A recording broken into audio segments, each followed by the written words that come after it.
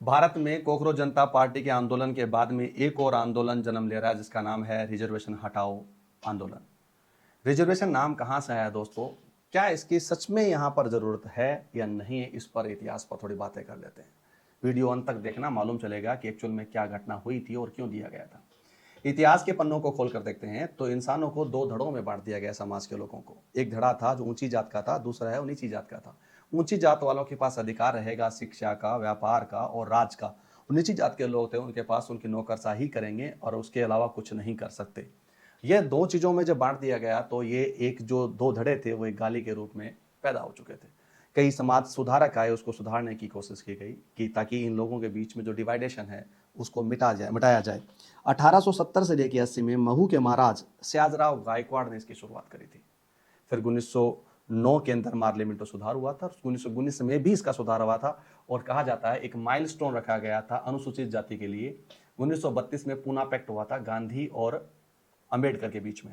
इस बात में सहमति बनी थी कि अंबेडकर चाहते थे कि आने वाले भारत सरकार अधिनियम 1935 में जो अनुसूचित जाति के लोग हैं उसको एक आधिकारिक सीट होनी चाहिए, रिजर्व सीट होनी चाहिए। वो अपना आधिपत्य करेंगे और दुनिया को बताएंगे, प्रतिनिधित्व करके हमारे समाज में भी लोग आगे आ सकते हैं।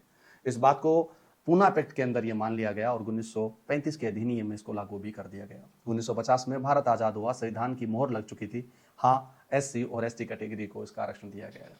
1990 में जातीय मंडल का एक गठन होता है, उसकी सिफारिश लगती है और 1990 में ओबीसी को भी 27% का आरक्षण दे दिया जाता है। उसके बाद में 2019 में भी ईडब्ल्यूएस को भी अधिकार दे दिया जाता है, यानी आरक्षण दे दिया जाता है। जो इकोनॉमिकल वीकर सेक्शन के लोग होते हैं उनको 10% का दे दिया जाता है। यह आरक्षण का वैसा बीज है दोस्तों, एक बार आप उसे बो तो देते हो जमीन पर, लेकिन उसको मिटाना बहुत मुश्किल हो जाता है क्योंकि कई धड़ों में बढ़ जाते हैं लोग, कैटेगरी में बढ़ जाते हैं लोग। जो सरकार इस पर बात करेगी वो सरकार जानी तय। तो क्या ये जो आंदोलन की जो मुहिम छेड़ रहे हो ये प्रैक्टिकली पॉसिबल है? ऐसा लगता है कि ये शायद नामुमकिन केस है। मैं ये तो नहीं कहता ये मिट नहीं सकता, लेकिन ये शायद नामुमकिन केस है क्योंकि ये कैटेगरी में बांटा गया है हर इंसान को अपना अधिकार के तौर पर। ये सच बताऊं तो आरक्षण का मतलब कोई याचना और भीख नहीं है, ये अधिकार दिया गया है संविधान के अकॉर्डिंग।